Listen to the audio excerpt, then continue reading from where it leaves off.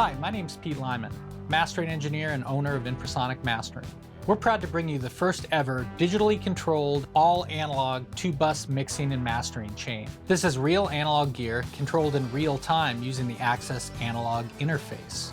You get all the benefits of real analog hardware and all that great hardware sound with the flexibility of a plug-in and total recall. We developed this console with sonic purity in mind as well as ease of use. Not only is this chain great for mastering, but it's an exceptional 2-bus mix chain. Now let me have engineer Dan Bacigalupi walk you through some of the features of this console. The first section is the Infrasonic Transfer Console.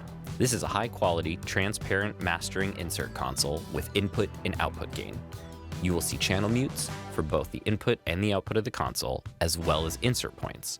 Insert 1 for the transformers, insert 2 for the EQ and compressor section, and insert 3 that includes the Rupert Neve Designs master bus processor and the master bus converter and limiter. The next tab will take you to our input transformer section. You have options for normal 1-to-1 operation or boost, which gives a little more gain and adds a touch of harmonic saturation to the program material. Following the transformers is a dangerous backs EQ. I absolutely love this EQ. The high and low pass filters are fantastic, and the shelving EQ is great. Use this for a nice little hi-fi flavor. Next in line is the Manley Massive Passive. This EQ has a ton of character and is very musical. You've got boost and cuts on each channel, shelving or bell on each channel, bandwidth controls, frequency, and Q. The EQ also has really great sounding high and low pass filters. The Magnum K Comp is a Swiss Army knife compressor. The first section functions as a traditional compressor in either feedback or feed-forward mode.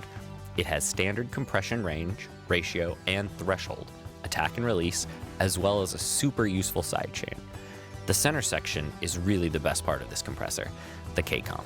This is a fixed frequency compressor limiter that's right around 2.5 to 3K.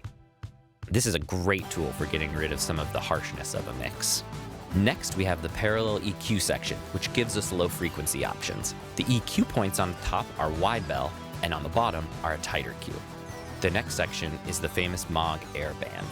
Options are 10, 15, 20, 25, 30, and 40 kilohertz, followed by makeup gain, as well as a soft limit feature.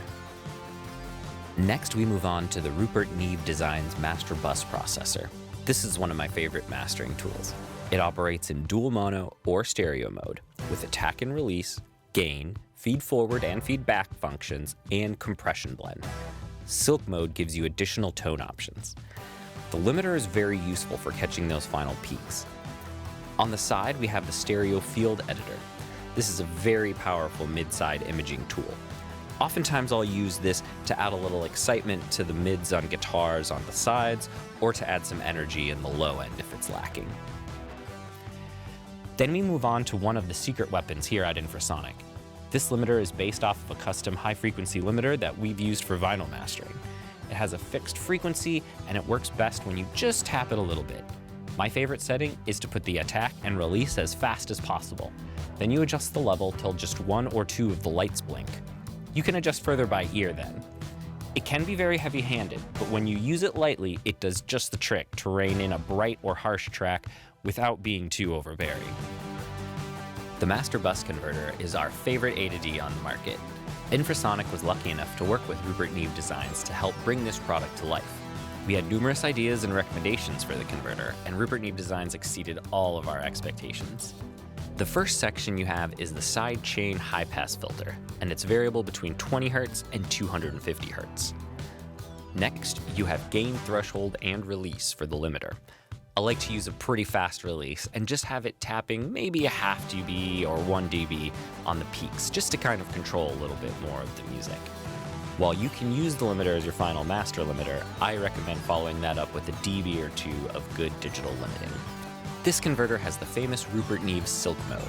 This is the same Silk mode used in the master bus processor, but having 2 gives the option of using red and blue silk at the same time.